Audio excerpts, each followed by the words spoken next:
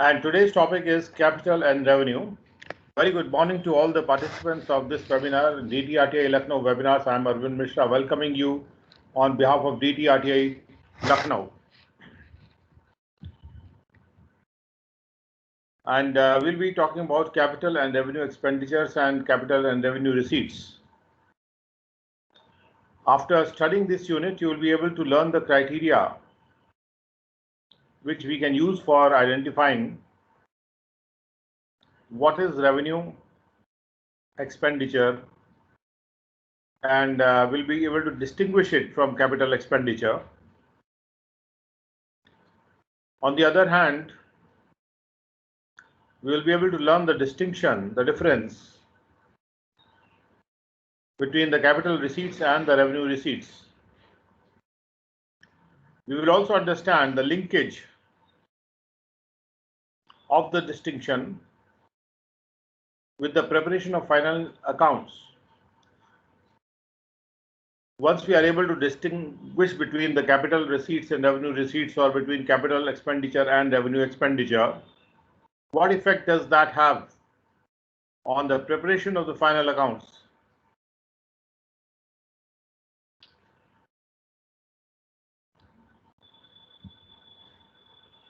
Now, friends, the aim of the accounting is, once again, at the cost of repetition, that we want to ascertain the results of the business for a particular accounting period. We want to find out the result for a period, and we want to present that result to the user of the account. Now, to find out the result for a period, we have to analyze the nature of the transaction, whether the transaction is a revenue nature transaction or it is a capital nature transaction. The starting point is that when we say revenue expenditure, we are talking about the business operations of an accounting period, or we are talking about the revenue which is earned during that period, or we are talking about those items of expenditure of a particular period, the benefit of which will not extend beyond that period. When we are talking about that period, we are focusing only on that period when we are talking about the revenue part. But when we are talking about capital part, or the capital expenditure, or the capital receipt, we are looking at those expenditures which are generating long-term benefit, or what we call enduring benefit. Enduring benefit is a very important word which is used by various courts also.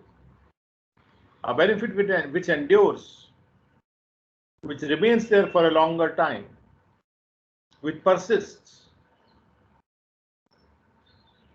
So capital expenditure generates the enduring benefit, and capital expenditure helps to generate revenue not just over one accounting period, but over more than one accounting period.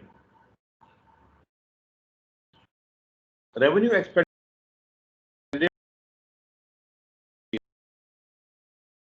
expenditure will help to generate a long-term revenue over more than one accounting period. So the income which can be generated using the capital expenditure, that will straddle more than one accounting period. So revenue expenses, on the other hand, are associated with a particular physical activity of the entity, because every entity or every business is doing certain activity, and revenue expenses are directly related to that activity.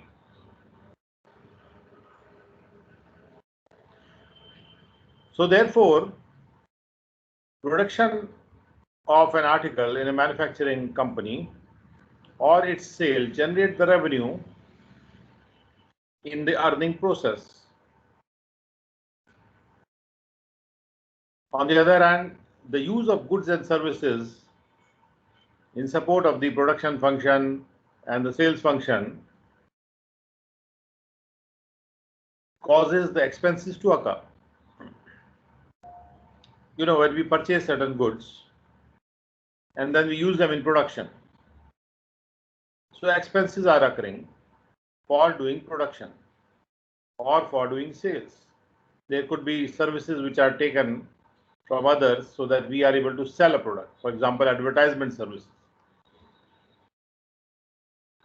So whatever expenses we are doing to generate the physical activity like production and sales, which are the normal particular physical activities of a business, whatever expenses are incurred to do those activities, those expenses are recognized in the profit and loss account by applying the matching principle, which we have studied. So the expenses will match the revenue for a certain period. So the matching principle tells us how much expenses have to be debited or charged against the revenue which was produced during a particular period. Now, when we make expenditure to generate the revenue, a part of the expenditure can be capitalized or made to be capital or recognized as capital only when those expenditure can be traced directly to the future benefit streams. If the benefit is not coming immediately and a part of expenditure is made to ensure profit in the next accounting period or next to next accounting period, then that part of the expenditure which can be attributable to generation of revenue in the subsequent accounting periods, which will bring future benefits to the company, that part of the expenditure can be treated as capital. But that part of expenditure which will bring revenue in the same accounting period will be treated as revenue in nature. So therefore, while making the profit and loss account and the balance sheet, we make a distinction between the revenue transaction and a capital transaction. Because revenue expenditure will be shown in the profit and loss account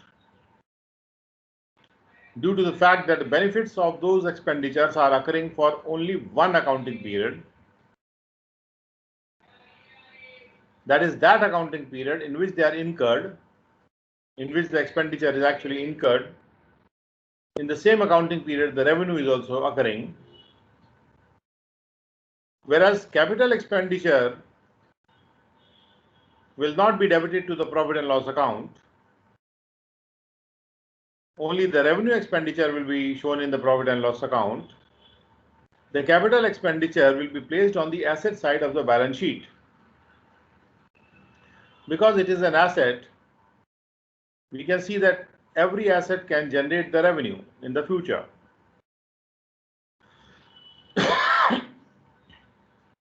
So therefore, capital expenditure is placed on the asset side of the balance sheet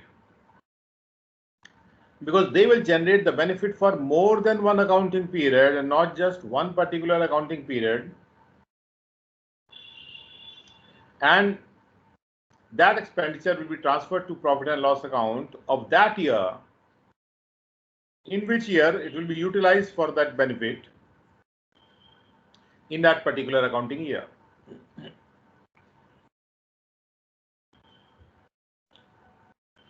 तो capital expenditure को हम asset side में रख देते हैं balance sheet के, क्योंकि वो जो कैपिटल एक्सपेंडिचर है वो एक अकाउंटिंग पीरियड से ज़्यादा अकाउंटिंग पीरियड के लिए बेनिफिट जनरेट करने वाला होगा और जिस साल में वो बेनिफिट जनरेट करेगा उस साल में उसको हम बैलेंस शीट से ट्रांसफर करके और प्रॉफिट एंड लॉस अकाउंट में डेबिट करेंगे। जब उस एक्सपेंडिचर का यूटिलाइजेशन हो जाएगा उस रेवेन्यू को जनरेट करने के लिए, जिस पर्टिकुलर अकाउंटिंग ईयर में, उस पर्टिकुलर अकाउंटिंग ईयर में हम उसको बैलेंस शीट से ट्रांसफर करके और प्रॉफिट एंड लॉस अकाउंट में डेबिट कर देंगे।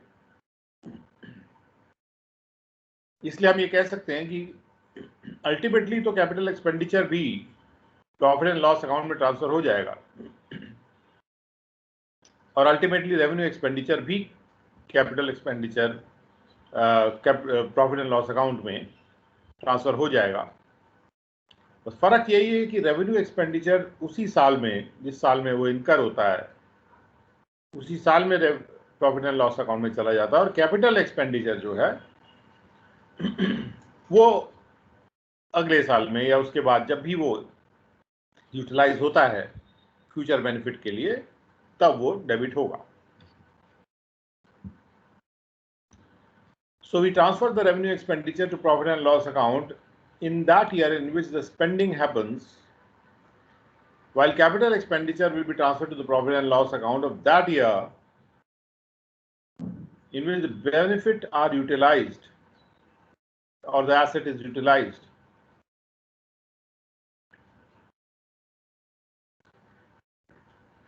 Therefore, हम एक conclusion draw कर सकते हैं. We can conclude that it is the time factor which is important. What is important is the time factor which mainly determines, जो mainly तय करता है कि कब कोई एक्सपेंडिचर जो है प्रॉफिट एंड लॉस अकाउंट में जाएगा। कोई चीज पहले चली जाएगी, कोई चीज बाद में चली जाएगी, डिपेंडिंग कि उसका बेनिफिट कब मिल रहा है। एक्सपेंसेस जो है वो प्रॉफिट एंड लॉस अकाउंट में रिकॉग्नाइज किए जाते हैं मैचिंग कॉन्सेप्ट से। ये भी ध्यान रखना हमको, जब हमको कोई रेवेन्यू जनरेट हो रहा है किसी पर्टिकुलर ईयर में, तो उस पर्टिकुलर ईयर में उससे मैचिंग जो एक्सपेंसेस हैं वो ही डेबिट होते हैं। तो मैचिंग कॉन्सेप्ट जो है वो कैपिटल और रेवेन्यू कॉन्सेप्ट में एक तरह से सम्मिलित रहता है। ये मैचिंग कॉन्सेप्ट ही हमको बताता है कि कब और कितना एक्सपेंसेस जो है रेवेन्यू पे चार्ज होगा। लेकिन बहरहाल ये भी आपको बता दें कि कैपिटल एंड रेवेन्यू का जो डिस्टिंक्शन है वो काफ़ी डिफिकल्टी पैदा करता है और इसमें बहुत केस लॉ बनती है, क्योंकि कई बार क्या होता है जो बॉर्डर लाइन है वो बहुत ही थिन होती है, तो कहना मुश्किल हो जाता है कि वो रेवेन्यू है या कैपिटल है। अब हम देखते हैं कि किसी भी एक्सपेंडिचर को कैपिटल या रेवेन्यू करार कराने के लिए किन बातों को मद्देनजर रखा जाता है। बेसिक कंसिडरेशन जो है इस डिस्टिंक्शन में, सबसे पहला है नेचर ऑफ बिजनेस क्या है।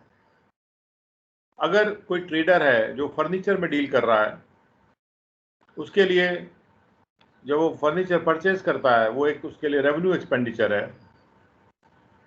लेकिन किसी और ट्रेड के लिए जो फर्नीचर में नहीं डील करता, अगर वो फर्नीचर परचेज करेगा तो वो उसका कैपिटल एक्सपेंडिचर होगा। और अगर उसका बिजनेस फर्नीचर की ट्रेडिंग नहीं है तो उसको वो फर्नीचर के परचेज को वो अपने बैलेंस शीट में एसेट के रूप में दिखाएगा। और इसलिए जो नेचर ऑफ बिजनेस है ये बहुत इंपॉर्टेंट एक क्राइटेरिया है, एक बहुत इंपॉर्टेंट मापदंड है जिसके आधार पे हम कैपिटल और रेवेन्यू एक्सपेंडिचर को अलग करके देख सकते हैं।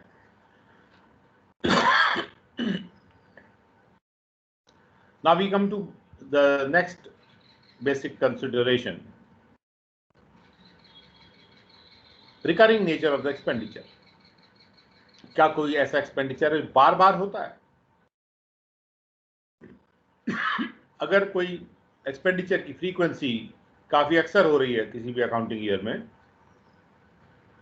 तो हम ये कह सकते हैं कि that expenditure is of revenue nature. जबकि जो ऐसा एक्सपेंडिचर है जो बार बार घटित नहीं होता, कभी कभी घटित होता है, वो इनफ्रीक्वेंट है नेचर में और अक्सर अकाउंटिंग ईयर में घटित नहीं होता है,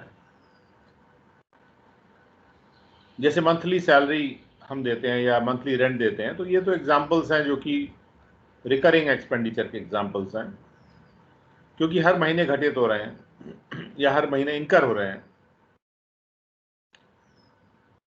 जबकि कोई एसेट अगर हम परचेज करते हैं, वो कोई ऐसा ट्रांजैक्शन नहीं है जो कि नियमित रूप से हो रहा हो या रेगुलरली हो रहा हो, इसलिए एसेट का परचेज जो है वो हम कैपिटल एक्सपेंडिचर के रूप में क्लासिफाई करेंगे, वर्गीकृत करेंगे, जब तक कि ऐसा ना हो कि मटीरियलिटी क्राइटेरिया में वो जो एक्सपेंडिचर है वो रेवेन्यू एक्सपेंडिचर के रूप में डिफाइन हो जाए। Because if an expenditure is material in nature, so that would mean that revenue will not be generated without that particular expenditure during that year also. So in case of a material expenditure हमने अभी material concept में पढ़ा है कि जो माने रखता है, जो वाकई माने रखता है एक्सपेंडिचर, जिसके बिना वो बिजनेस चल नहीं सकता, वो बिजनेस का कार्य हो नहीं सकता, जो इंडिस्पेंसिबल है। मटीरियलिटी क्राइटेरिया में कोई एक्सपेंडिचर इंपॉर्टेंट है तो वो रेवेन्यू एक्सपेंडिचर में आ सकता है, अदरवाइज वो कैपिटल एक्सपेंडिचर में जाएगा अगर वो एक रेगुलर एक्सपेंडिचर नहीं है। तीसरी बात, पर्पस क्या है एक्सपेंडिचर करने का। अगर कोई एक्सपेंडिचर किसी मशीन को रिपेयर करने के लिए किया जा रहा है, उसको उस मशीन का नॉर्मल मेंटेनेंस माना जा सकता है कि एक नॉर्मल मेंटेनेंस जो ईयर टू ईयर होता रहता है, तब हम कहेंगे कि ये एक्सपेंडिचर रेवेन्यू नेचर का है। लेकिन कभी कभी एक्सपेंडिचर एक मेजर रिपेयर करने के लिए किया जाता है, जिससे कि या तो उस एसेट की जो प्रोडक्टिव कैपेसिटी है वो बढ़ जाती है या उसकी प्रोडक्टिव लाइफ बढ़ जाती है, तब हम उस एक्सपेंडिचर को जो मेजर रिपेयर पे किया गया है, केवल मेजर रिपेयर ही नहीं, प्रोडक्टिव कैपेसिटी बढ़ जा रही है, प्रोडक्टिव लाइफ बढ़ जा रही है, अगर ऐसा एक्सपेंडिचर किया जा रहा है तो वो कैपिटल हो जाएगा। लेकिन ये तय करना बहरहाल कि मेंटेनेंस की कॉस्ट क्या है और ऑर्डिनरी रिपेयर्स कौन से हैं जिनको हमको रेवेन्यू एक्सपेंडिचर में डालना है, और ऐसा कॉस्ट कितना है जो कि कैपिटलाइज होना है, ये डिटरमिन करना, ये तय करना मुश्किल होता है और इतना सिंपल नहीं होता। अगला पॉइंट है रेवेन्यू और कैपिटल को अलग करने के मापदंड का, कि रेवेन्यू जनरेटिंग कैपेसिटी पर बिजनेस के उस एक्सपेंडिचर का क्या असर है। ऐसे एक्सपेंसेस जो कि इनकम या रेवेन्यू को उसी करंट पीरियड में रेवेन्यू को जनरेट करने के लिए लग रहे होंगे, और वो मैच होंगे उस रेवेन्यू से जो उसी करंट पीरियड का है, तो वो रेवेन्यू नेचर के एक्सपेंडिचर माने जाएंगे। ऑन द अदर हैंड, अगर कोई ऐसा एक्सपेंडिचर है जो कि हेल्प कर रहा है हमको रेवेन्यू जनरेट करने के लिए over more than one accounting period, तो जनरली सामान्य रूप से उसको हम कैपिटल एक्सपेंडिचर कहेंगे। जब भी कोई एक्सपेंडिचर इंप्रूवमेंट पे किया जाता है या रिपेयर पे किया जाता है किसी भी फिक्स्ड एसेट के, तो हम उसको इस प्रकार के जो छोटे मोटे इंप्रूवमेंट या रिपेयर के एक्सपेंडिचर्स हैं, हम उनको प्रॉफिट एंड लॉस अकाउंट में चार्ज कर देते हैं। तब चार्ज कर देते हैं जब उसका जो एक्सपेक्टेड फ्यूचर बेनिफिट है वो चेंज नहीं होगा। यानी अगर कोई फ्यूचर बेनिफिट मान लीजिए 5 साल का होने वाला है और हम ऐसा रिपेयर कर रहे हैं जो कि 5 साल की अवधि को नहीं बढ़ा रहा, तो वो रेवेन्यू एक्सपेंडिचर है और उसको हम, because expected future benefit from that fixed asset will not change, and therefore that expenditure will be treated as if it is already the part of the book value of a fixed asset. But whereas if there are likely to be more or increased future benefits from the asset after the repair,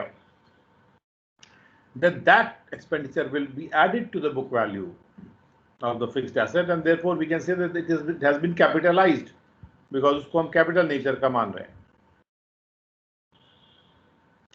तो मुख्य बात इसमें क्या हुई कि जब कोई ऐसा एक्सपेंडिचर हुआ एसेट पे, एसेट की प्रोडक्टिव लाइफ बढ़ गई या एसेट की प्रोडक्टिव कैपेसिटी बढ़ गई,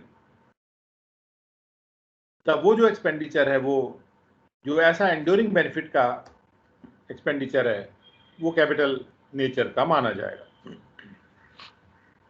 तो रेवेन्यू जनरेटिंग कैपेसिटी पर क्या असर है, that is a criteria. Revenue generating capacity में दोनों चीजें आती हैं, revenue generating life and revenue generating productivity or productive capacity. और नेक्स्ट जो क्राइटेरिया है दैट इज मटीरियलिटी, कि वो जो अमाउंट है कितना इंपॉर्टेंट है, कितना मटीरियल है. इमटेरियल वो होता है जो कि अनइम्पॉर्टेंट है,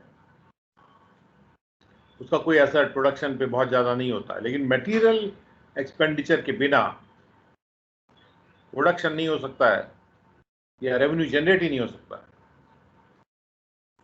कितना रिलेटिव प्रोपोर्शन उस एक्सपेंडिचर का मटेरियल है, वो एक कंसिडरेशन होता है बिटवीन रेवेन्यू एंड कैपिटल. तो जो मटेरियल एक्सपेंडिचर है जिसके बिना हो ही नहीं सकता, उस साल में भी रेवेन्यू जनरेट नहीं होगा, उसका एक सर्टेन प्रोपोर्शन हम निकालेंगे.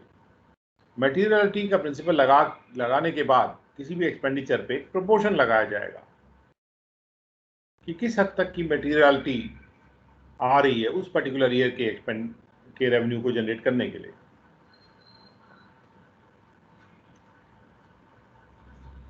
अब चूंकि हमने पहले ही डिस्कस किया कि कैपिटल एक्सपेंडिचर जो है वो रेवेन्यू अर्निंग कैपेसिटी को बढ़ाता है बिजनेस के, और एक अकाउंटिंग पीरियड से ज्यादा अकाउंटिंग पीरियड पे उसका असर होता है रेवेन्यू जनरेट करने में. जबकि रेवेन्यू एक्सपेंडिचर उस पर्टिकुलर अकाउंटिंग ईयर में ही रेवेन्यू को जनरेट करने के लिए इनकर किया जाता है. रेवेन्यू एक्सपेंडिचर का या तो डायरेक्ट रिलेशन होता है रेवेन्यू के साथ, रेवेन्यू जनरेट करने के साथ, या फिर उसका डायरेक्ट रिलेशन होता है किसी भी अकाउंटिंग पीरियड से भी. जैसे हमें गुड्स जो बेचे जा रहे हैं उनकी कॉस्ट अगर निकालनी है, या सैलरीज है या रेंट है, इसका रिलेशन एक पर्टिकुलर अकाउंटिंग पीरियड से है. क्योंकि जो गुड्स बिक गए एक पर्टिकुलर अकाउंटिंग पीरियड में, उसकी कॉस्ट, क्योंकि कॉस्ट ऑफ गुड्स सोल्ड का डायरेक्ट रिलेशन सेल्स रेवेन्यू के साथ है कि कितना सेल में पैसा आ रहा है, वेराज रेंट का रिलेशन जो है पर्टिकुलर अकाउंटिंग पीरियड से है. तो ये दोनों टाइप के एक्सपेंडिचर हो सकते हैं. किसी का रिलेशन जो है सेल्स के रेवेन्यू के साथ हो सकता है, और किसी का रिलेशन एक पर्टिकुलर पीरियड से हो सकता है. भाई हम ये नहीं कह सकते कि कोई रेंट का पेमेंट कोई रेवेन्यू को जनरेट करने के लिए ही किया जा रहा है. तो रेंट का पेमेंट एक पर्टिकुलर वन अकाउंटिंग पीरियड के लिए किया जा रहा है. तो कैपिटल एक्सपेंडिचर जहां तक होता है वो किसी टेंजिबल या इनटेंजिबल फिक्स्ड एसेट को अक्वायर करने की कॉस्ट है, जिससे कि हमको एक एंड्योरिंग फ्यूचर बेनिफिट मिलेगा. अगर ऐसा फिक्स्ड एसेट भी हम खरीदे जो कि एंड्योरिंग बेनिफिट नहीं मिल रहा, जिससे एंड्योरिंग बेनिफिट नहीं मिल रहा, तो भी वो कैपिटल नेचर का नहीं होगा, भले वो एक फिक्स्ड एसेट है. मान लीजिए एक ही साल में उसका बेनिफिट मिल रहा है. सपोजिंग आपने एक कंप्यूटर खरीद लिया और आप हर साल वैसा कंप्यूटर खरीदते हैं, क्योंकि वो उसके बाद वो पुराना हो जाता है और एक साल के बियॉन्ड उसका यूटिलाइजेशन नहीं रहता, क्योंकि आपको लेटेस्ट टेक्नोलॉजी चाहिए होती है. तो वो एक रेवेन्यू एक्सपेंडिचर भी हो सकता है. डिपेंड करता है कि आपका पर्पस क्या था. क्या आपने कंप्यूटर 5 साल 6 साल के लिए ले लिया, या आप हर साल लेते हैं अपने बिजनेस की जरूरत के अनुसार. और इसलिए जो भी बेनिफिट अराइज हो रहा है कैपिटल एक्सपेंडिचर से, वो एक अकाउंटिंग पीरियड से ज्यादा अकाउंटिंग पीरियड तक लास्ट करेगा. जबकि रेवेन्यू एक्सपेंडिचर से जो बेनिफिट अराइज होगा वो उसी अकाउंटिंग पीरियड में एक्सपायर हो जाएगा। अब कुछ इलस्ट्रेशंस देखते हैं। जैसे सेकेंड हैंड मशीनरी को ओवरऑल किया गया, सेकेंड हैंड मशीनरी खरीदी गई और उसका ओवरऑल हुआ। ओवरऑल का जो एक्सपेंडिचर है उसमें क्या हुआ कि सेकेंड हैंड मशीनरी को हमने वर्किंग कंडीशन में ले आए, और इसके पहले हमने जब सेकेंड हैंड मशीनरी खरीदी थी तो वो वर्किंग कंडीशन में नहीं थी। बिना उसको ओवरऑल करे हम यूज ही नहीं कर सकते थे। तो वो ओवरऑल एक्सपेंडिचर एक मटेरियल, एक ऐसा एक्सपेंडिचर था जो कि मशीनरी के एंड्योरिंग लॉन्ग टर्म एडवांटेज को बढ़ाने के काम आ रहा है। तो इसलिए क्योंकि ये एक अकाउंटिंग पीरियड से ज़्यादा अकाउंटिंग पीरियड में फ़ायदा देने वाली चीज़ है, इसलिए ये कैपिटल होगा, रेवेन्यू नहीं होगा।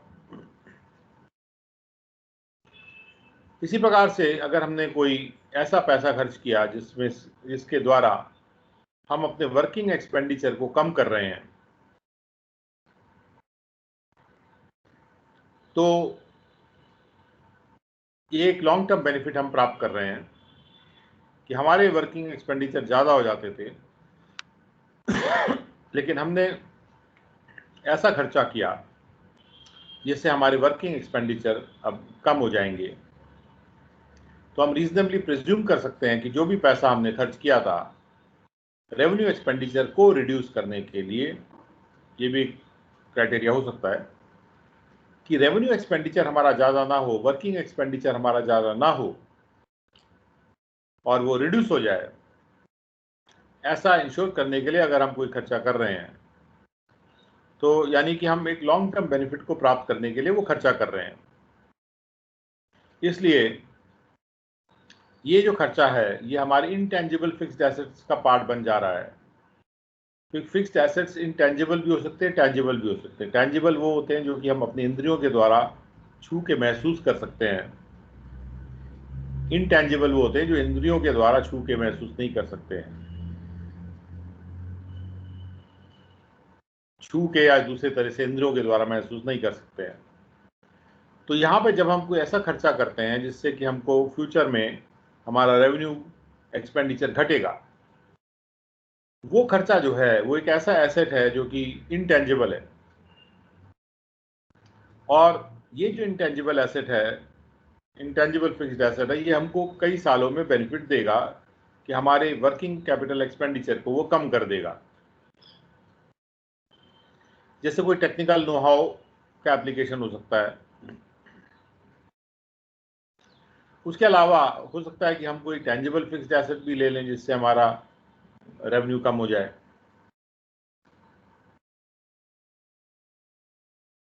तो जैसे टेंजिबल फिक्स्ड एसेट हो सकते हैं,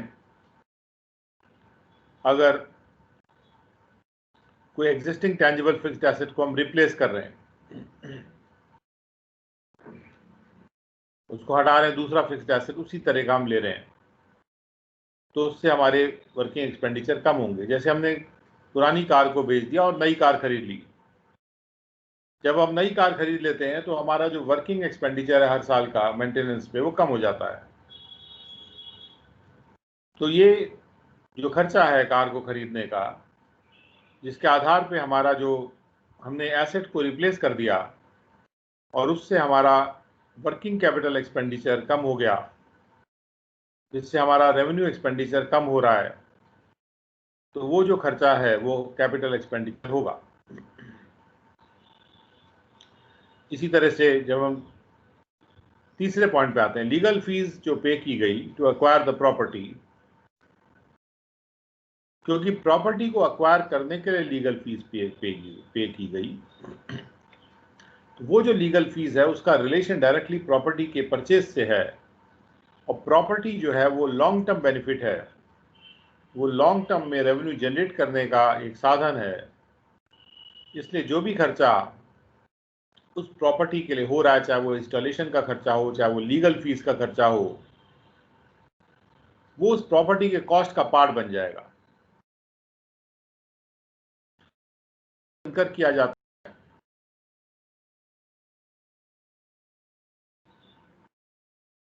है फीस अगर आती तो प्रॉपर्टी का परचेज कठिन होता है या असंभव होता।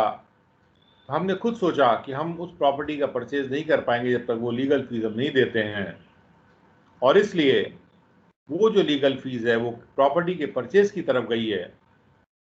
That legal fees has been incurred to purchase long term fixed asset which is in the form of a property, and therefore that legal fees will be a capital expenditure.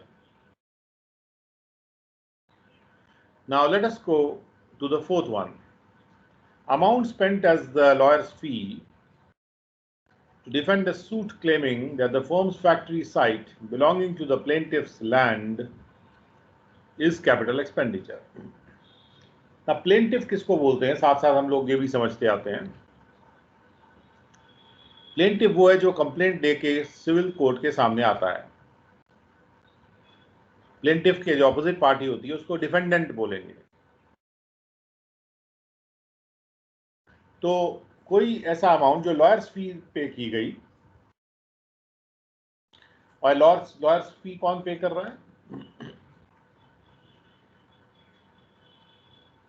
तो जो भी उस सूट को defend कर रहा है। To defend a suit, suit का मतलब है सिविल सूट, जो सिविल कोर्ट के सामने लेके आते हैं। वो उस सूट में क्लेम किया जा रहा है कि फर्म की जो फैक्ट्री है, फैक्ट्री का जो साइट है, ये फैक्ट्री जो बनी है ये प्लेंटिफ के लैंड पे बन गई है। प्लेंटिफ ये कंप्लेंट कर रहा है मेरे लैंड पर इन्होंने फैक्ट्री बना ली,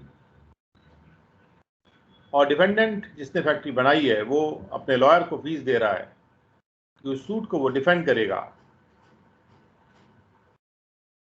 और कैपिटल एक्सपेंडिचर के रूप में उसको वो डिफेंड करेगा। नहीं, मैं उसको डिफेंड करने के लिए वो फीस दे रहा है। तो सवाल ये उठता है कि क्या वो कैपिटल एक्सपेंडिचर है? नहीं, वो कैपिटल एक्सपेंडिचर नहीं है, क्योंकि जो लीगल एक्सपेंसेस इनकर किए जा रहे हैं उसमें एक ऐसा सूट डिफेंड किया जा रहा है जिसमें क्लेम किया जा रहा है कि फर्म का जो फैक्ट्री साइट है वो प्लेंटिफ के लैंड पे बना हुआ है। तो ये जो लीगल एक्सपेंडिचर है ये उस एसेट को मेंटेन करने के लिए बन रहा है, किया जा रहा है, क्योंकि ये जो एक्सपेंडिचर अगर नहीं किया जाएगा तो वो एसेट मेंटेन नहीं हो पाएगा। तो इसलिए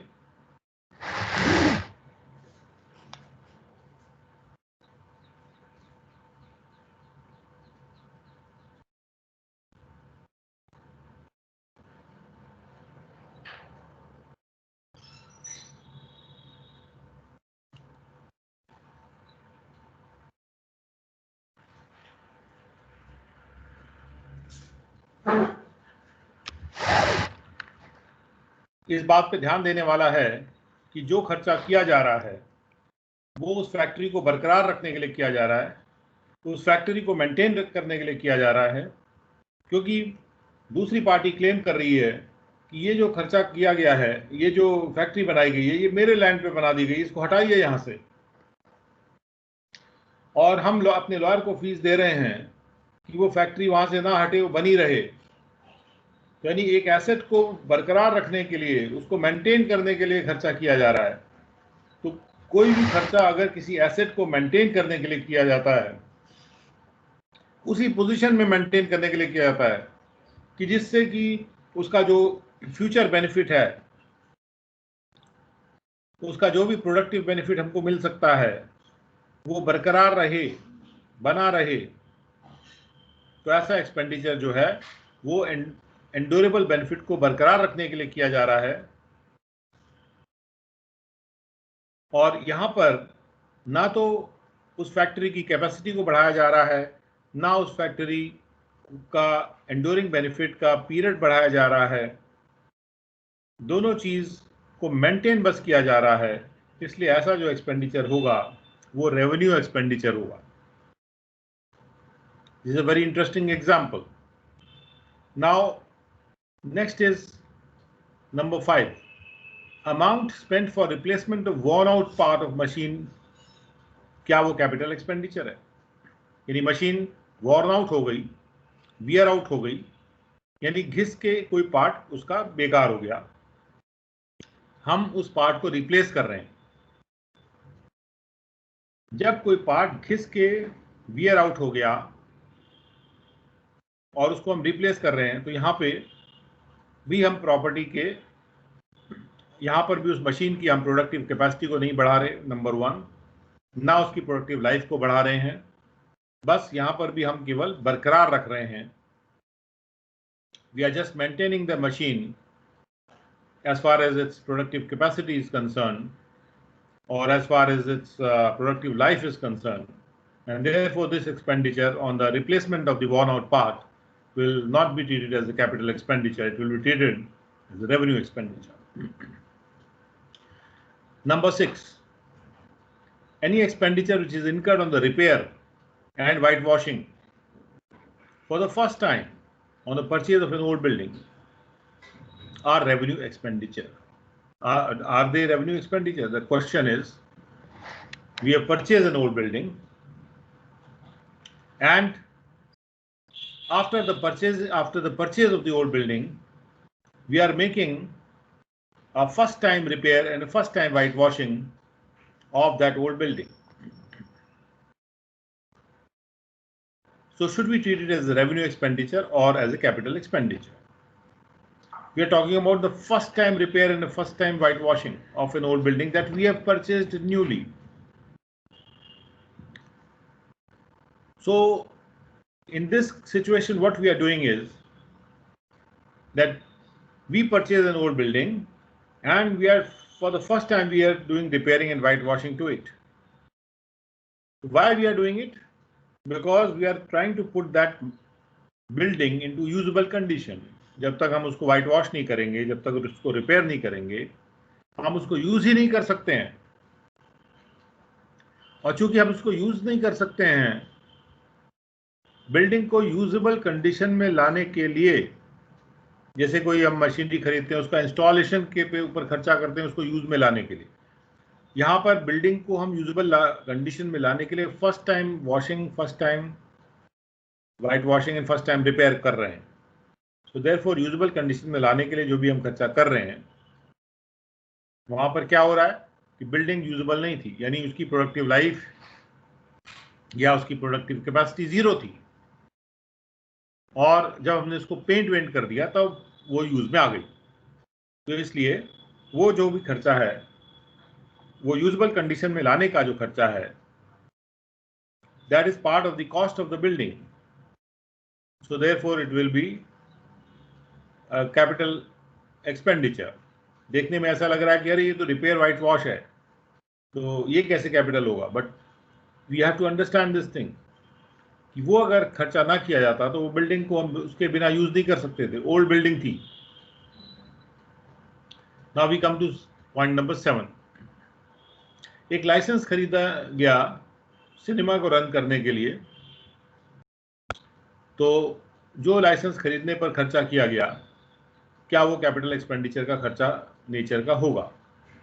हाँ होगा, क्योंकि उस लाइसेंस के बिना आप सिनेमा चला ही नहीं सकते, शुरू ही नहीं कर सकते हैं, बिकॉज लाइसेंस लेके ही सिनेमा को इस्तेमाल किया जा सकता है, या किसी भी बिल्डिंग को सिनेमा के रूप में इस्तेमाल किया जा सकता है, या सिनेमा हॉल का बिजनेस किया जा सकता है। जो भी एक्सपेंडिचर इनकर किया जा रहा है टू ऑब्टेन दैट लाइसेंस, वो एक तरह का प्री ऑपरेटिव एक्सपेंस है। प्री ऑपरेटिव एक्सपेंस वो एक्सपेंडिचर होता है जब बिजनेस ऑपरेशन में नहीं होता, बिजनेस के ऑपरेशन में आने से पहले ही वो खर्चा किया जाता है। तो pre operative expenses normally capitalise होते हैं। तो इस तरह से यहां पर भी सिनेमा हॉल पे किया हुआ खर्चा जो है, वो सिनेमा हॉल को यूजेबल कंडीशन में लाने के लिए या सिनेमा के बिजनेस को चालू करवाने के लिए लाइसेंस के ऊपर किया जा रहा है। इसलिए वो जो लाइसेंस पे किया गया खर्चा एक प्री ऑपरेटिव एक्सपेंस के नेचर का खर्चा है, और वो खर्चा कैपिटलाइज होगा। वो एक कैपिटल नेचर का खर्चा है, क्योंकि ये खर्चा एक लॉन्ग टर्म बेनिफिट पैदा कर रहा है, लॉन्ग टर्म बेनिफिट को की अवधि को बढ़ा रहा है। वी कैन से जो अवधि 0 थी उसको 0 से कुछ सर्टेन अवधि का कर दे रहा है। ऐसे जो एक्सपेंसेस हैं इसको नॉर्मली हम अमोर्टाइज करते हैं over a period of time. जब हम कहते हैं अमोर्टाइज करते हैं, मतलब हम उसको कई पार्ट्स में विभाजित करके और कई सालों में उसको डेबिट कर लेते हैं। ये जो प्री ऑपरेटिव एक्सपेंडिचर्स हैं उसको हम कैपिटलाइज कर देते हैं। कैपिटलाइज करने के बाद जब हम अमोर्टाइज करेंगे उसको, तो वो उसको रेवेन्यू में कन्वर्ट कर रहे हैं।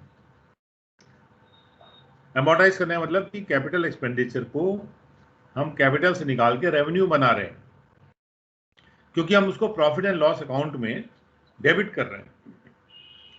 तो हर साल थोड़ा थोड़ा करके उसको हम प्रॉफिट एंड लॉस अकाउंट में डेबिट करते जाएंगे और धीरे धीरे ये जो एक्सपेंडिचर है कैपिटल से रेवेन्यू में परिवर्तित होता चला जाएगा। इसके बाद पॉइंट नंबर 8 है, जिसमें कि amount which is spent for the construction of A temporary हट, तो झोपड़ी बनाने के लिए जिसकी जरूरत थी for construction of the cinema house, and when the cinema house was under construction at that time, these huts were constructed and they were demolished when the cinema house was ready because they were no longer required. आपने देखा होगा जहां भी बड़ा construction हो रहा होता है वहां पर पहले कुछ झोपड़ियां वगैरह बनाई जाती हैं। ये छोटे छोटे, जरूरी नहीं झोपड़ी ही हो, it could be proper houses also, जो जब वो कंस्ट्रक्शन खत्म हो जाएगा तब वो डिमोलिश कर दिए जाएंगे। अब ये जो खर्चा है ये कंस्ट्रक्शन का पार्ट है। उन हट्स को इसलिए बनाया गया कि कंस्ट्रक्शन किया जा सके, कंस्ट्रक्शन को फैसिलिटेट करने के लिए किया गया। वो हट्स टेम्पररी नेचर की थी और इसलिए वो जो भी खर्चा था, भले ही उससे हट्स बनाई जा रही है, कुछ भी किया जा रहा है, क्योंकि कंस्ट्रक्शन का इंपॉर्टेंट पार्ट है, कंस्ट्रक्शन उसके बिना नहीं हो सकता। जो खर्चा एक कैपिटल एक्सपेंडिचर का मटेरियल पार्ट होगा वो भी कैपिटल एक्सपेंडिचर है। जो खर्चा रेवेन्यू एक्सपेंडिचर का मटेरियल पार्ट होगा, मटेरियल रियलिटी के कॉन्सेप्ट के आधार पे, वो खर्चा रेवेन्यू एक्सपेंडिचर होगा।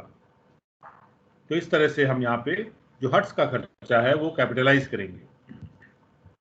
एक और इलस्ट्रेशन पे आते हैं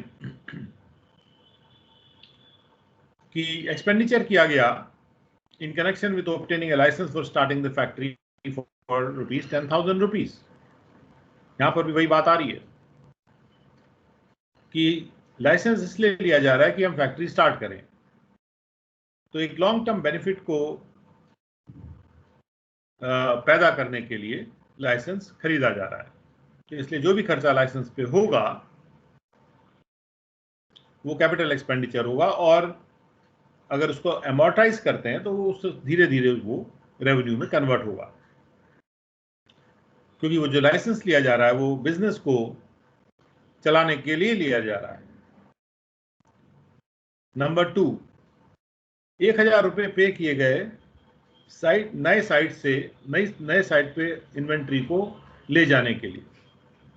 हमने एक नया फैक्ट्री साइट खरीदा और अपने इन्वेंट्री जो यानी स्टॉक जो है, हम लोग स्टॉक को मूव कर रहे हैं नए साइट पे।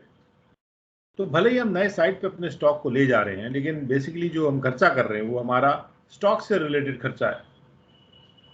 तो यहाँ पर हम अपना कोई जो बेनिफिट है उसका एंड्योरिंग पीरियड को नहीं बढ़ा रहे, या अपने एसेट की वैल्यू को हम नहीं बढ़ा रहे अपने इन्वेंट्री को शिफ्ट करके, केवल हम इन्वेंट्री को एक जगह से उठा के दूसरी जगह पर रख रहे हैं, दैट्स ऑल।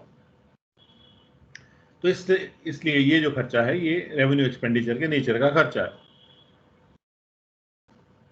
इन्वेंट्री एक एसेट हो सकती है। कोई कहेगा अरे इन्वेंट्री तो एक एसेट है, एसेट पे कोई भी खर्चा किया जा रहा है तो वो कैपिटल होना चाहिए। नहीं, अगर कोई ऐसा खर्चा है जो किसी भी एसेट को बरकरार रख रहा है,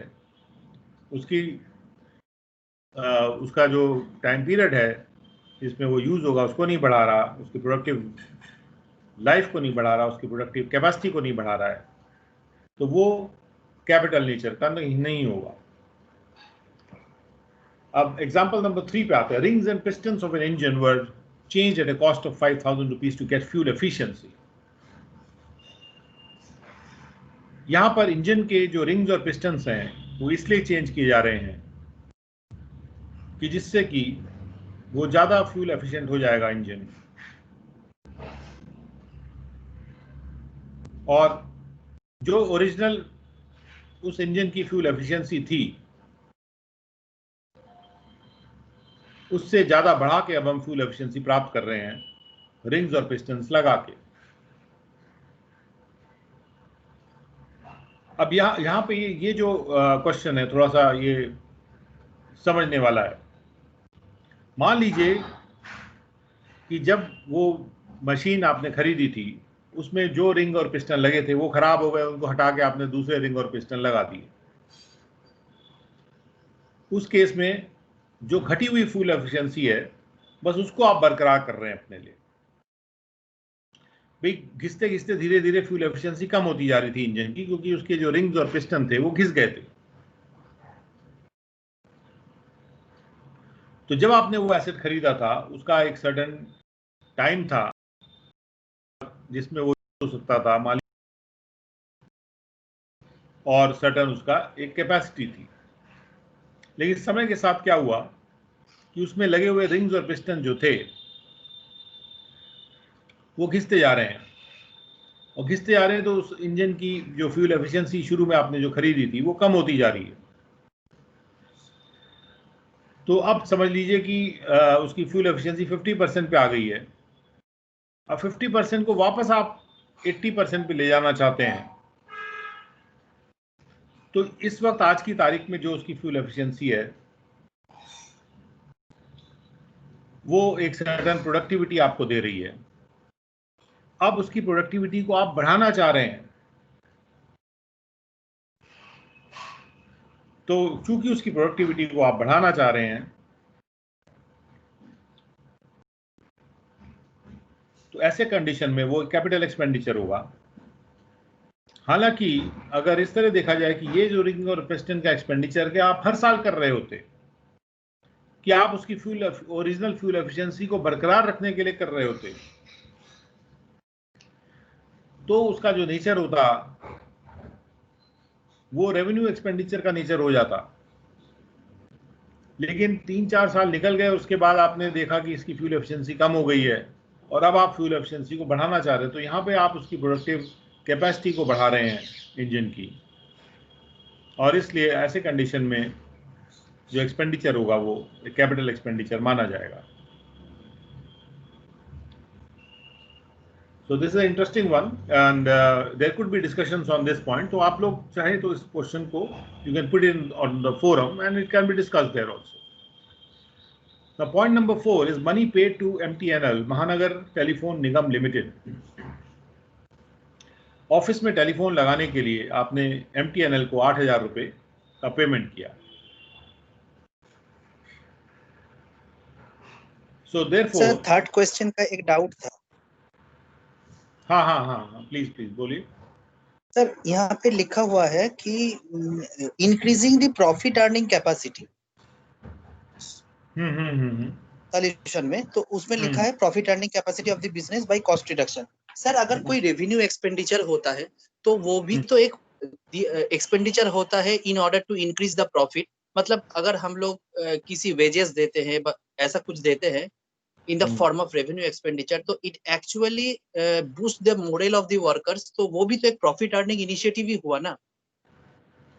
No, when you are hiring certain workers and you are paying them the salary, right?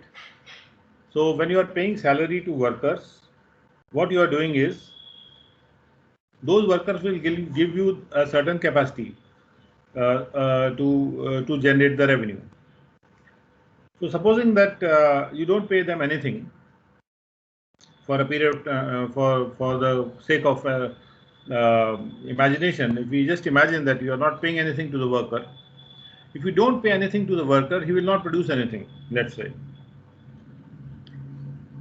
So you know that if you pay him the salary, then the worker is an asset to you, and whatever money that you are paying him in form of the salary, you are going to get revenue for that particular year on the basis of the work that that worker will do during that year. So therefore, here what we are doing is you are not increasing the profit earning capacity. There is no increase in the capacity as such. You are just maintaining the capacity.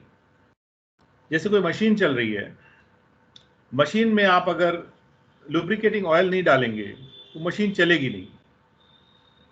तो वहां पर आप उस machine की productive capacity को नहीं बढ़ा रहे हैं उसमें वो लुब्रिकेटिंग ऑयल डाल के. You are simply maintaining the capacity of that particular machine. Similarly, a salary, when it is paid to any worker, it is paid just to maintain the revenue generating capacity for that particular year, not for the enduring benefit of more number of years. Now supposing you are giving him a certain payment by which you are expecting that now that worker will produce more for you for many years to come. जो worker मान लीजिए आपके लिए 4 item बना रहा था एक दिन में, और उस वर्कर को आपने एक ऐसा लमसम अमाउंट दे दिया जिसके आधार पे अब वो 8 आइटम बना के देगा आपको. तो यहां पर आप अपना रेवेन्यू जनरेटिंग कैपेसिटी को एंड्योरिंग बेनिफिट उसका बढ़ा रहे हैं. तो जैसे हमने कहा कि डिवाइडिंग लाइन थिन होती है. What we have to think about is कि when we are making a certain expenditure, are we going to increase the life of the company, or are we going to increase the productive capacity of the company or not?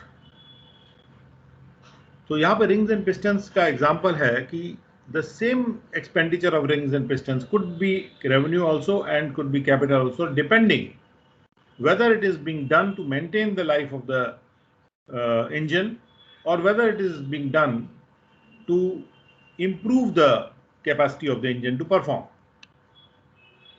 जैसे मैंने एक engine खरीद लिया, अब हर साल मैं उसमें ring और पिस्टन चेंज करता हूं, और उसको चेंज करने से क्या होता है, उसकी फ्यूल एफिशिएंसी 100% पे बरकरार रहती है, ना वो बढ़ती है ना घटती है. यानी मैं उसको घटने नहीं दे रहा हूं उसकी फ्यूल एफिशिएंसी को. If I am not allowing the fuel efficiency to reduce, and therefore I am maintaining the productivity of that engine by making expenditure every year, recurring expenditure every year on rings and pistons, then that will be revenue in nature. But the same rings and pistons, if we are not changing every year, and let's say after 3-4 years we find, oh, the capacity of the engine is reduced by 50%, and now we must take it back to 90% by making expenditure on rings and pistons.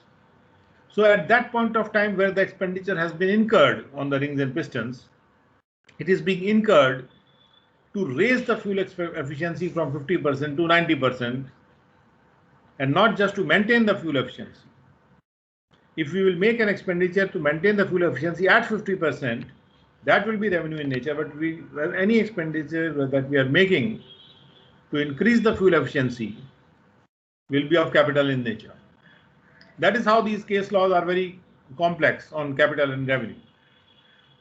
So here we are trying to understand the fine distinction between capital expenditure and the revenue expenditure. And why we are trying to understand here? Because an accountant cannot proceed जब तक कि वो ये तय ना कर ले कि an expenditure is capital in nature or revenue in nature. So he cannot proceed forward. So we'll see one more example of number 5. A factory shed which was constructed at a cost of rupees 1 lakh. I think this MTNL part I have not covered so far, so we'll do that. Money which is paid to MTNL 8,000 rupees for installing the telephone in the office. So here installation का खर्चा है, and gradually it will be adjusted in the telephone bills. But when this expenditure is incurred, this is in the nature of an asset and it is part of the installation of the telephone. So therefore it will go into the asset as a capital expenditure. and will get amortized in the future actual telephone bills over a period of time. And when it gets amortized or gets adjusted in the actual telephone bills, as and when it gets adjusted, we will reduce it from the asset and put it into the revenue expenditure. और आखिरी जो point है यहाँ पे, telephone bills, हाँ, actual telephone bills जब आएंगे MTNL के, so initially when you incur the expenditure, you have already incurred that particular expenditure, 8,000 rupees you have paid for installing the telephone.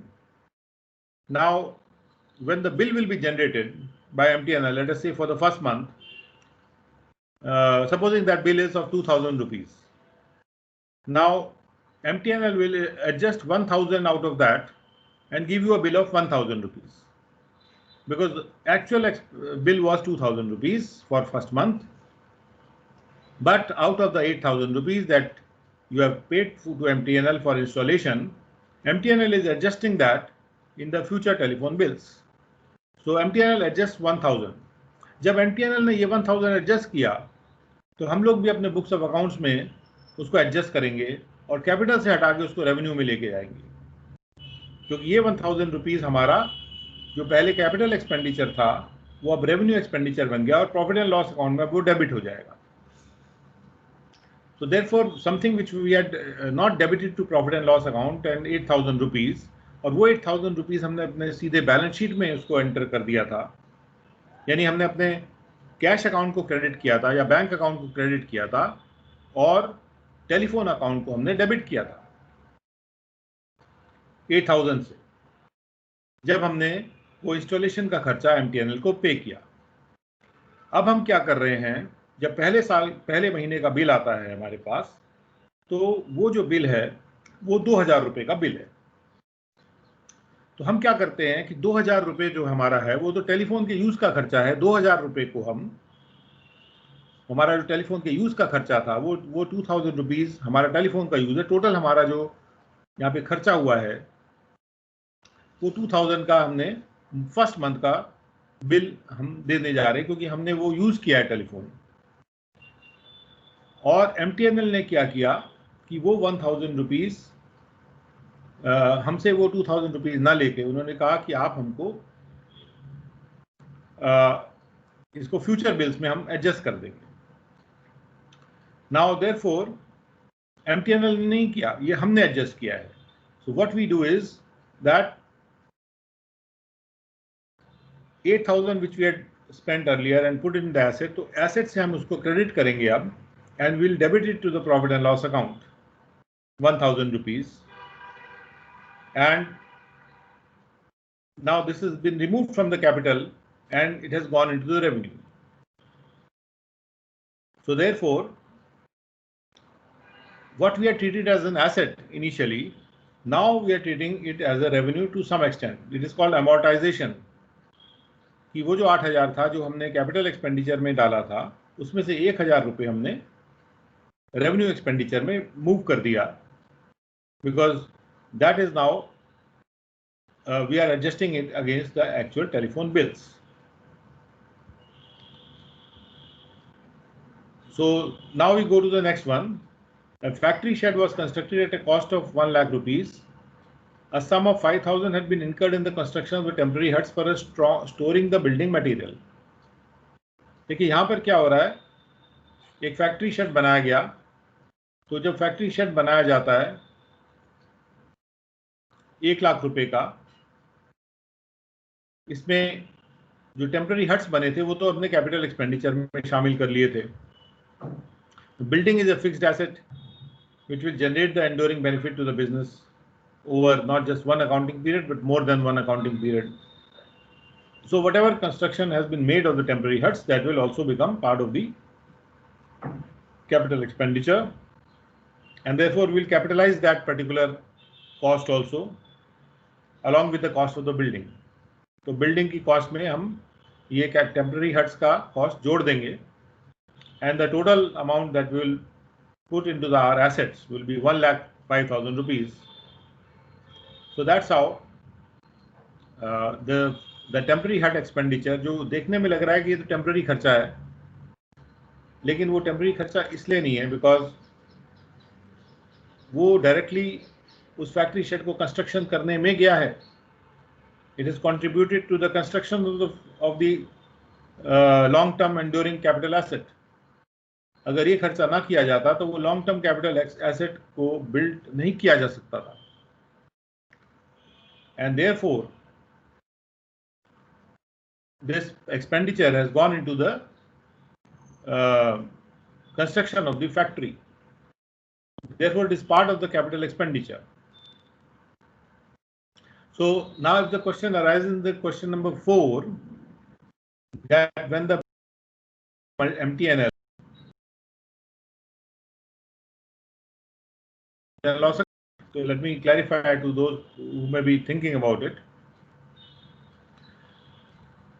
that what we will be doing is that we are using the telephone, you know, MTNL ने उस telephone को install कर दिया 8,000 रुपये हमसे लेके. उसके बाद MTNL बिल हमें दे रहा है 2,000 रुपये का उन्होंने बिल दिया, तो 2,000 रुपये हम प्रॉफिट एंड लॉस अकाउंट में डेबिट करेंगे, राइट. उसके अलावा 1,000 रुपये और हम अपने तरफ से टेलीफोन बिल अकाउंट में और भी डेबिट करेंगे, तो हमारा टोटल डेबिट जो होगा 3,000 रुपये का हो जाएगा. क्योंकि हमने 8,000 में से भी 1,000 और अमाउंट कैपिटल से रिमूव करके हम उसको रेवेन्यू में लेके आ गए हैं. तो चूंकि जब इंस्टॉलेशन हुआ वो कई साल के लिए हमको बेनिफिट दे रहा है, तो जब वो बेनिफिट हमें प्राप्त हो रहा है, जैसे जैसे बेनिफिट प्राप्त हो रहा है, हम उस कैपिटल एक्सपेंडिचर को हम ला के, जो इंस्टॉलेशन वाला पार्ट है उसको हम ला के और अपने अमोर्टाइज करते जा रहे हैं. This amortization can depend upon the policy of the company also. If the company has decided that they will amortize this expenditure, why they have decided that they will amortize this expenditure? क्योंकि जैसे जैसे वो उस telephone का use करते हैं तो over a period of time वो जो टेलीफोन का इंस्टॉलेशन हुआ था उसका यूसेज होता जा रहा है. तो मान लीजिए कि मैं किसी एक मशीनरी को केवल 1 साल के लिए अपने पास लगाता हूँ, और 1 साल के लिए यूज़ करने के लिए मैं उस पर जो भी इंस्टॉलेशन का खर्चा करूँगा, अगर वो मशीनरी 1 साल के बाद ख़त्म हो जाने वाली है, तो आप समझ सकते हैं कि वो जो भी इंस्टॉलेशन का खर्चा होगा वो 1 ही साल में मैं डेबिट कर दूंगा. लेकिन अगर कोई ऐसा एसेट है जो कि कई साल तक हमको बेनिफिट दे रहा है, तो उसके इंस्टॉलेशन पे जो भी हम खर्चा कर रहे हैं, जैसे जैसे वो यूज़ होता जा रहा है, उसकी जितनी भी प्रोडक्टिव लाइफ है, जैसे मान लीजिए 10 ईयर्स की लाइफ है, तो एक कंपनी की पॉलिसी हो सकती है कि हम उसको रेवेन्यू एक्सपेंडिचर में उसको शिफ्ट करते जाएंगे. तो जो भी रेवेन्यू एक्सपेंडिचर में कंपनी उसको शिफ्ट करेगी, ये उसका अपना निर्णय है कि हम उसको अमोर्टाइज कर सकते हैं. But let me clarify to you very well here कि ऐसे कंडीशन में क्या है, ये जो कंपनी कर रही है अमोर्टाइज करने का काम, इनकम टैक्स के एक्ट के अनुसार नहीं कर रही है. तो हो सकता है कि इनकम टैक्स एक्ट के प्रावधान ऐसे हों जो उसको इस तरह का खर्चे को अमोर्टाइज ना करने दें. तो अगर इनकम टैक्स एक्ट के प्रावधान उसको अमोर्टाइज नहीं करने दे रहे हैं, और इनकम टैक्स एक्ट के प्रावधान ये कह रहे हैं कि ठीक है, जो भी आप खर्चा कर रहे हैं इंस्टॉलेशन पे वो अपने एसेट में जोड़ दीजिए और डेप्रिसिएशन आप क्लेम करिए, तो डेप्रिसिएशन रूल्स के अंतर्गत अगर ये डेप्रिसिएशन के अंतर्गत आ रहा है तो कंपनी इसको फिर अमोर्टाइज नहीं कर पाएगी. लेकिन जहां पर इनकम टैक्स एक्ट का सवाल है, इनकम टैक्स एक्ट के प्रोविजंस को इसलिए यूज किया जाता है कि हमको ये तय करना है कि उसका टोटल इनकम कितना है, और टोटल इनकम को तय करने के लिए हमने रूल्स बना दिए हैं, अपने एक्ट में प्रोविजंस बना दिए हैं कि इस तरह से कैलकुलेट किया जाएगा टोटल इनकम को. तो वहाँ पर कोई अल्टरनेटिव नहीं है बिजनेसमैन के सामने. लेकिन अगर बिजनेसमैन अकाउंट्स को इनकम टैक्स एक्ट के अनुसार या इनकम टैक्स को कैलकुलेट करने के लिए नहीं बना रहा है, और अपने अकाउंट्स को इस तरह से बना रहा है कि उसको अपने एक्सपेंडिचर को एक रीजनेबल वे डेबिट कर profit and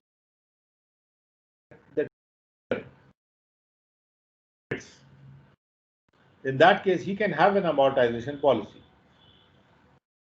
but that amortization policy will not affect the calculation of his taxes, because taxes will be calculated as per the Income Tax Act separately, and whatever financial policies he's having maybe they are based on certain accounting standards, and those accounting standards are allowing him to do that amortization. But at the same time, if the Income Tax Act or if the ICDS issued by the Income Tax Department are not allowing it, it will not be allowed for the purpose of calculation of the taxes. So that is how this needs to be clarified. So with that, we come to the end of part 1 of this lecture on capital revenues. Very, very interesting topic being considered here. And with that, we are ending this particular lecture at this point of time. Sir, question. हाँ हाँ